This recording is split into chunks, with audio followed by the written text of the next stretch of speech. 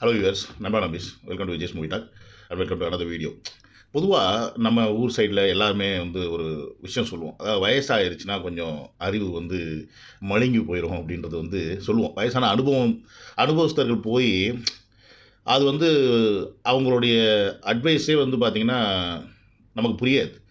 இல்லை நம்ம பண்ணுறது அவங்களுக்கு புரியாது. புரியாமல் அது எதிர்மறையாக ஏதாவது பண்ணிகிட்ருப்பாங்க. ஸோ அப்படி நம்ம இந்த வயசான காலகட்டத்தில் ஹிட்டாகவே இருந்தாலுமே கூட பேரை கெடுத்துக்கிட்ட நபர்கள்னு பார்க்கும்போது, இப்போ ரஜினி அவர்கள் பேசுகிற பேச்சு வச்சு அவர் பேரை கெடுத்துக்கிறாரு. பிக் பாஸில் போய் கமல்ஹாசன் பேரை கெடுத்துட்டாப்புல. இளையராஜா அவர்கள் நிறைய பேட்டி கொடுக்குறது ப்ளஸ் பிஜேபியில் போய் ஜாயின் பண்ணி அவரோட பேரை கெடுத்துக்கிட்டாரு. 10 இப்போ அந்த லிஸ்ட்டில் தளபதியோட அப்பாவும் சேர்ந்துட்டார். என்ன பண்ணுறது? உதவி பண்ணலைனாலும் உபத்திரயம் பண்ணாமல் இருங்க அப்படின்னு சொன்னால் கேட்கறதுக்கு இல்லை. பொதுவாகவே அப்பா அம்மாங்களுக்குள்ளே இருக்கிற ஒரு பிரச்சனை என்னென்னு பார்த்தீங்கன்னா, அப்பா ஒரு தாட் ஆஃப் மைண்டில் இருப்பார், பையன் ஒரு தாட் ஆஃப் மைண்டில் இருப்பாங்க. ஓகேங்களா? ஸோ இந்த அப்பா சொல்கிறத ஒரு கட்டத்துக்கு மேலே பையன் கேட்கல அப்படின்னும் போது அவங்க என்ன பண்ணுவாங்கன்னா, வேறு வழி இல்லாமல் அவரை பற்றி குறை சொல்கிறதுக்கு வெளியில் போயிடுவாங்க. மற்றவங்க எங்கே என் பேச்சை கேட்குறான், அவன் எல்லாம் பெரிய ஆள் ஆகிட்டாங்க, நான் பார்க்க நம்ம இப்போ இப்படி கஷ்டப்பட்டு வளர்த்து எடுத்து கடைசியில் நம்ம சொல்கிறதே கேட்குறாங்க, அவங்க இஷ்டத்துக்கு ஆடுறாங்க, ஆடட்டும் அப்படின்னு குறை சொல்லிட்டு பேசுகிறதுக்கு ஆரம்பிச்சுருவாங்க. இது நிறைய இடங்களில் இருக்கிற ஒன்று. ஸோ அப்படி ஒரு விஷயந்தான் எஸ்ஏசி அவர்களுக்கும் விஜய் அவர்களுக்கும் நடந்த ஒன்று. ஸோ அது என்ன அப்படின்றதையும் பார்ப்போம். அப்புறம் இந்த கோட்டு படம் என்ன தான் ஆச்சு, அதுலேயே ஏதோ பிரச்சனைலாம் சொல்லிட்டு இருக்காங்க, அதையும் பார்ப்பதில்ல. ப்ளஸ் இன்னொன்று தலைவர் யார், நம்ம மென்டல் ஃபேன்ஸோட தலைவர் சங்கி ஒன்றும் கெட்ட வார்த்தை இல்லையே அப்படின்ற மாதிரி ஒரு விஷயத்தை ஊத்துட்டு போயிருக்காப்புல. அதையும் அப்படி என்னென்று பார்ப்போம். என்னோட சேனல் நீங்கள் ஃபஸ்ட் டைம் வரீங்க அப்படின்னா கோர்ஸ் எப்பவும் சொல்கிறது தான், சப்ஸ்கிரைப் பண்ணுங்கள், பெல் பட்டனை ப்ரெஸ் பண்ணுங்கள், அப்போ தான் நோட்டிஃபிகேஷன் வரும். ஷேர் பண்ணுங்கள், லைக் பண்ணுங்கள். ஸோ எந்தளவுக்கு நீங்கள் லைக் பண்ணுறீங்களோ அந்தளவுக்கு வீடியோ புஷ் ஆகும் அப்படின்னு நினைக்கிறேன். ஏன்னா அப்போ தான் யூடியூப்பில் தான் அப்படி தான் காட்டுது. ஸோ அதனால் அதை கொஞ்சம் பண்ணுங்கள். ஓகே கைஸ், சரி நம்ம இப்போ அப்பா அம்மா மேட்டுக்கு லாஸ்ட்டாக வருவோம்.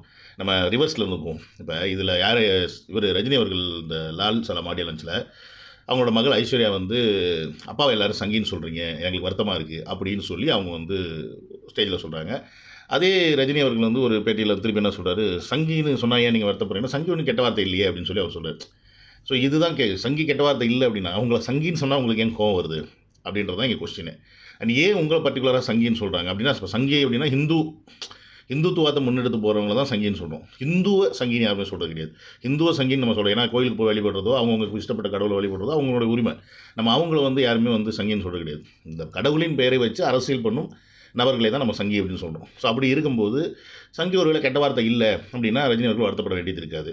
உண்மையாலுமே அவங்க அப்பா ஐஸ்வர்யாவுடைய அப்பா ரஜினிகாந்த் அவர்கள் சங்கி இல்லை அப்படின்னா ஐஸ்வர்யா அதை பற்றி பேசிக்க வேண்டிய அவசியம் கிடையாது. பட் சங்கியா அவர் எல்லார் கண்ணிலையும் ஏன் படுறார் அப்படின்றத ரஜினி அவர்கள் தான் உட்காந்து ஆராய்ச்சி பார்க்கணும், அவங்க மகளும் உட்காந்து ஆராய்ச்சி பார்க்கணும். ஏன்னா நீங்கள் எடுக்கிற எல்லா நிலைப்பாடுமே தமிழ்நாடு மக்களுக்கு அகெயின்ஸ்டாக தான் எடுத்துகிட்டு இருக்கீங்க. படத்தில் நடிக்கிறது வேறு, ரியல் லைஃப்பில் காட்டுறது வேறு. ஸோ இதனால தான் உங்களுக்கு பேர் இப்போ சங்கின்னு முத்திர கூட்ட ஆரம்பிச்சிட்டாங்க எல்லாருமே. உங்களுடைய ஃபேன்ஸை தவிர மென்டல் ஃபேன்ஸ் நீங்கள் என்ன பண்ணாலும் அவங்க ரசிப்பாங்க. அவங்கள தவிர்த்து மற்ற எல்லாருமே பொதுவான பொதுமக்கள் எல்லாரும் பார்த்தீங்கன்னா நீங்கள் சங்கி அப்படின்னு ஏன் பிராண்ட் பண்ணுறாங்க? பிகாஸ் நீங்கள் அந்த மாதிரி இருக்கிறீங்க. உங்களுடைய இடத்த நீங்கள் விட்டு கொடுத்துட்றீங்க. உதாரணத்துக்கு ராமர் கோயிலுக்கு போனீங்க, மிஞ்சி போனால் ஒரு சீட்டு உங்கள் ஒய்ஃப் கேட்டிருப்பீங்கன்னு நினைக்கிறேன். அதுக்கு முடியாதுன்னு சொல்லி உங்களை தனியாக உட்கார வச்சுட்டாங்க. ஓகேங்களா? ஸோ அப்போ அந்தளவுக்கு உங்களுக்கு இன்வைட் பண்ணுறாங்க. பட் அதற்கான ஒரு மரியாதையை கொடுக்கணும் அப்படின்னா அந்த மரியாதையை அவங்க கரெக்டாக கொடுக்கணும். ஸோ அது செய்யலை அப்படின்னும் போது நம்ம ஒன்றும் பண்ண முடியாது. ஒருவேளை அந்த ரோலை வெறும் மேல்ஸ் மட்டும்தான் உட்காரணும் மாதிரி ஆர்கனைஸ் கூட பண்ணியிருக்கலாம். அது இல்லைன்னு சொல்ல. பட் ஸ்டில் இருந்தாலும் ஒரு ஃபேமிலியாக போகிறாங்க அப்படின்னா அவங்களுக்கு 2 சீட் அப்படின்றது அலாட் பண்ணி இருக்கணும். ஏன்னா ராமர் கோயில் போகிறது சீட்டாக இருப்பாங்கல்ல, வனவாசத்துக்கு போயிருக்கீங்க, வணங்குறதுக்கு தானே போயிருக்கீங்க. ஸோ அதனால் அந்த மாதிரி உங்களை எங்கே அவமதிக்கிறாங்களோ அங்கே நீங்கள் போயிடுறீங்க. இப்போ யோகி ஆதித்யநாத்தில் போய் காலில் விழுந்துட்டு நீங்கள் ஆன்மீகன்றீங்க. பட் எல்லார் கண்ணிலையும் ஆன்மீகமாக படலை. ஏன்னா அவங்க ஒரு அயோக்கியதாயிலி, அவங்க காலில் போய் விழுந்தீங்கன்னா எல்லாருக்கும் அசிங்கமாக தான் போடும். அப்போ இப்படி தான் உங்களை பார்க்கப்படுது. ஸோ இது எல்லாத்தையும் மீறி நீங்கள் சங்கி அப்படின்ற ஒரு பிராண்டிலேருந்து நீங்கள் வெளில வரணும்னா ரொம்ப சிம்பிள். ஒன்றுமே நீங்கள் பண்ண வேண்டாம். ஒன்றுமே நீங்கள் உங்கள் சம்பாதிச்ச காசை தமிழ் மக்களுக்கு கொடுக்க வேண்டாம், ஏழை மக்களுக்கு ஹெல்ப் பண்ண வேண்டாம், எதுவுமே பண்ண வேண்டாம். பிஜேபி அரசாங்கத்தில் இருந்து தமிழ்நாட்டுக்கு ஏதாவது விஷயங்கள் கெட்ட விஷயங்கள் நடக்குது அப்படின்னா ஒரு வாய்ஸ் கொடுங்க, அவ்வளோ போதும். எதிர்த்து ஒரு வாய்ஸ், இது சரியில்லை, ஒரு அணுமின் நிலையம் சரியில்லை, துப்பாக்கி சூடு சரியில்லை, இந்த மாதிரி விஷயங்கள் நடக்கும்போது ஸ்டெர்லைட் இது நடக்குதுன்னா அது மாதிரி அதுக்கு ஒரு வாய்ஸ் கொடுங்க. அப்போ அட்லீஸ்ட் நீங்கள் தமிழ் மக்களுக்கானவர்கள்னு அட்லீஸ்ட் மக்கள் மனசில் கொஞ்சம் புரியும். நீங்கள் அதையும் செய்ய மாட்டேங்கிறீங்களே, எதையுமே செய்ய மாட்டேங்கிறீங்க. ஆனால் ஒரு துளி வேர்வைக்கு 1 பவுன் தங்க காசு கொடுத்தது தமிழ் அல்லவா, தமிழ் மக்கள் அல்லவா, என் உடல் பொருள் ஆவி எல்லாம் உங்களுக்கே அப்படின்ட்டு எல்லாத்தையும் கொண்டு போய் அவங்க காலையில் கொட்டும் போது தான் இங்கே கடுப்பு வராங்க எல்லாருமே. சரி, ஸோ அதனால் இதை மட்டும் நீங்கள் பண்ணுங்கள் மிஸ்டர் ரஜினி அவர்களே, ஐஸ்வர்யா அவர்களே. நீங்களும் இதை உங்கள் அப்பாட்ட சொன்னீங்கன்னா அவங்கள யாரும் சங்கின்னு சொல்ல போகிறது கிடையாது. அவ்வளோதான், இதுக்கு சிம்பிள் மேட். இது செஞ்சால் போதும். 2வது இவர் போட்டோம் இந்த கோட்டு படம். சும்மாவே லியோ படத்தில் லோகேஷுக்கும் விஜய்க்கும் பிரச்சனை, லோகேஷுக்கும் விஜயும் பிரச்சனைன்னு சொல்லிட்டு படத்தை வழிகடாக்குனாங்க. ஓகேங்களா? இப்போ கோடு படத்துக்கும் அதே மாதிரி பிரசாந்த் அவர்களுக்கும் விஜய் அவர்களுக்கும் பிரச்சனை, ஈகோ முட்டிக்கிச்சு. அஃப்கோர்ஸ் பிரசாந்த் ஒரு காலத்தில் வந்து அவர் நம்பர் 1 ஸ்டாராக இருந்தார், செம்ம பீக்கில் போயிட்டு இருந்தாப்புல, எல்லாமே கரெக்ட் தானே. ஸோ விஜய் அவர்கள் அதுதானே, விஜய் அவர்கள் இன்றைக்கி ஏன் இந்த இடத்துல நிற்கிறார் அப்படின்னா, விஜய் அவர்கள் வந்து 1, 2 ஸ்டார், அப்படி ரஜினி கமல் மட்டும் தாண்டி வரல. ரஜினி, கமல், பிரசாந்த், அப்பாஸு, அதுக்கப்புறம் வந்து ஷாமுன்னு சொல்லிட்டு தனுஷ், சிம்பு, விக்ரம், சூர்யா, இப்படி இவ்வளோ ஸ்டார்கள் வந்துருக்காங்க. இவங்க எல்லாத்தையும் பீட் பண்ணி இங்கே வந்து உட்காந்துருக்காரு அப்படின்னும் போது எவ்வளோ பேர் காம்படிட்டிவ், இதுக்கு மேலே இருக்கிறவங்களும் சரி, கூட வந்துட்டு இருக்கவங்க, பர்ஃபார்மன்ஸில் பின்னி பெடல் எடுக்கிறவங்க விக்ரம், சூர்யாலாம். ஸோ இப்படி இருக்கிறவங்களையும் பீட் பண்ணி அவங்களுக்கு மேலே வந்து ஒரு இடத்துல உட்காரது அப்படின்றது ஒரு சாதாரண விஷயம் கிடையாது. அண்ட் அஃப்கோர்ஸ் இப்போ பிரசாந்துக்கு மார்க்கெட் இருக்கான்னு கேட்டால் இப்போ இல்லை. அதனால் இப்போ ஈகோ வரதுக்கான வாய்ப்புகள் வந்து கம்மி.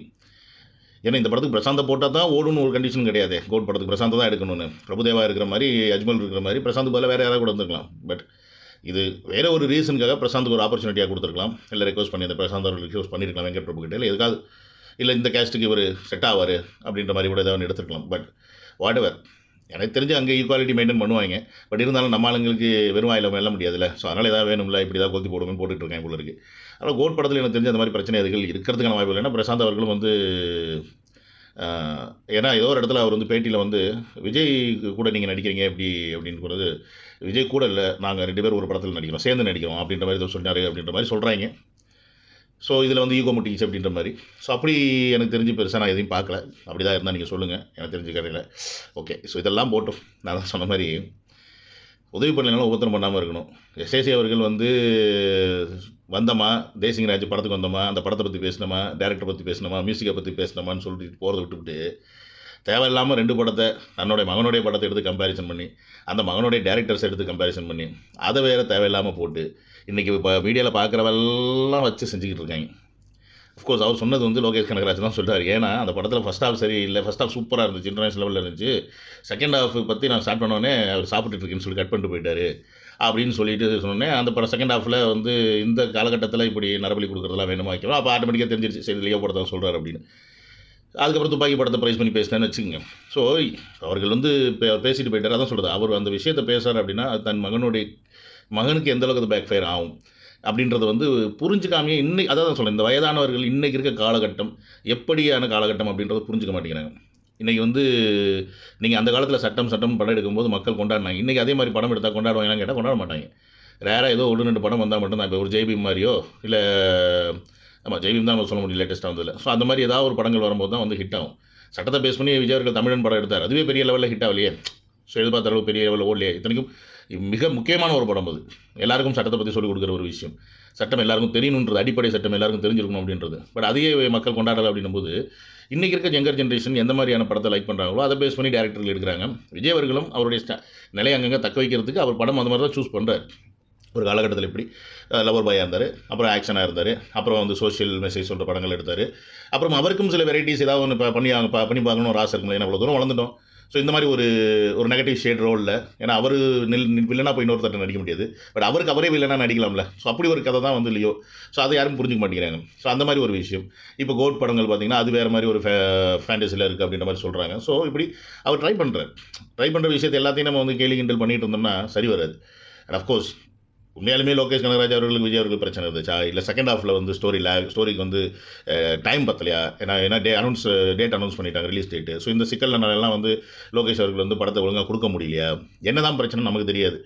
பட் ஓவராலாக படம் ஹிட் ஆகிருச்சு, ஜெயிலரோட வசூலை பீட் பண்ணிச்சு, எல்லாமே அது வசூல் ரீதியாக வந்து படம் மிகப்பெரிய வெற்றி அடைஞ்சிருச்சு. ஸோ இதுக்கு மேலே உங்களுக்கு என்ன வேணும், அதுதான் இங்கே கொஸ்டின். தன் மகன் ஒரு லெவலில் போய்கிட்டு இருக்காப்புல, இந்த செகண்ட் ஹாஃபில் சில விஷயங்கள், சில வார்த்தைகள் இதெல்லாம் வேணுமா அப்படின்ற மாதிரிலாம் பேசினது இருந்தாலுமே, அதனால தான் சொல்கிறோம், எதை படமாக பார்க்கணுமோ அதை நம்ம படமாக பார்க்குறதே கிடையாது. ஒரு நடிகன் வந்து படத்தில் வந்து நல்லவனாக இருந்தான் அப்படின்னா அவனை வெளியிலே நம்ம நல்லவனாகவே பார்த்துக்கிறது. உதாரணத்துக்கு ரஜினி அவர்களாக இருக்கட்டும், தனுஷ் அவர்களாக இருக்கட்டும், மற்ற எந்த ஆக்டராக இருக்கட்டும். தனுஷ் வந்து பார்த்திங்கன்னா கர்ணன் இந்த மாதிரி படங்கள் நடிச்சுட்டு இப்போ ராமர் கோயிலுக்கு போயிருக்காரு அப்படின்னு சொல்லி கேட்குறாங்க.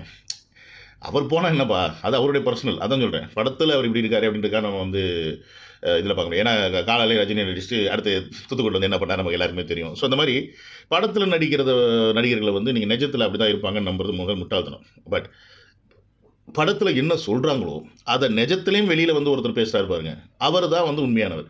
அப்போ அவர் வந்து உண்மையாகவே தன்னுடைய கருத்தை படத்தில் வந்து கொண்டு வந்து வெளியில் மக்கள் கொண்டு வர்றாருன்னு அர்த்தம்.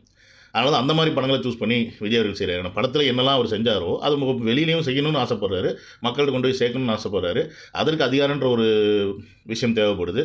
அதை நோக்கி இப்போ அவர் நடந்துகிட்டு இருக்கும்போது தேவையில்லாமல் இந்த மாதிரி விஷயங்களை பேசி ட்ரோல் மெட்டீரியலாக ஆக்கி விட்டுறீங்க. அதான் ஃபைனலாக பண்ணுறது. ஸோ அந்த விஷயத்த வந்து எப்படி இதை பண்ண போகிறான்னு தெரியல. ஏன்னா சிஜே அவர்கள் வந்து வாய் மூடி இருக்கணும் பெட்ரு. இல்லைன்னா இடையில ஏதாவது இந்த மாதிரி இடப்படமாக பேசி விட்டாருன்னா அது பயங்கர பெரிய லெவலில் பேக் ஃபயர் ஆகும்.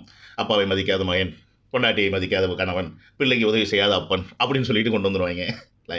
அடுத்து அதாவது அதையும் புரிஞ்சிக்க மாட்டாங்க. ஃபேமிலினா என்ன, பிஸ்னஸ்னால் என்ன, பாலிடிக்ஸ்னால் என்ன, எல்லாத்தையும் ஒன்றுக்கு ஒன்று கனெக்ட் பண்ணி அங்கேயே அவன் சரியில்லை இங்கே எப்படி தான் இருப்பான். டேய் பர்சனலாக அவன் என்ன எப்படி இருந்தால் உனக்கு என்னங்கண்ணா, நீங்கள் உங்களுக்கு என்ன பண்ணுறாங்க, நல்லது பண்ணுறாங்களா அதை மட்டும் பாருங்களா. அதை பார்க்குற தன்மையே கிடையாது. எப்போ தான் அந்த புத்தி வருமோ ஸோ அது தெரியல. எனியோ கைஸ், ஸோ இந்த மாதிரி பல விஷயங்கள் தளபதி சுற்றி போயிட்டு தான் இருக்குது. எல்லாத்தையும் ஓவர் கம் பண்ணி தான் வரணும். மிகப்பெரிய சேலஞ்ச் தளபதிக்கு இருக்குது. அது அவர் அந்த சேலஞ்சை இப்போ எடுத்திருக்காருன்னா அது யார் நம்பினா உங்களை நம்பி தான். அது நீங்கள் புரிஞ்சுக்கிட்டே ஆகணும். நீங்கள் அதை புரிஞ்சிக்கல அப்படின்னா ஒன்றுமே பண்ண முடியாது. புரிஞ்சுக்கிட்டு அதுக்கேற்ற மாதிரி செயல்படுங்க அப்படின்றத திருப்பி இந்த வீடியோ மூலமாக கேட்டுட்டு அடுத்த வீடியோவில் வந்து உங்களை மீட் பண்ணுறேன். And signing off. See you all, take care, bye bye.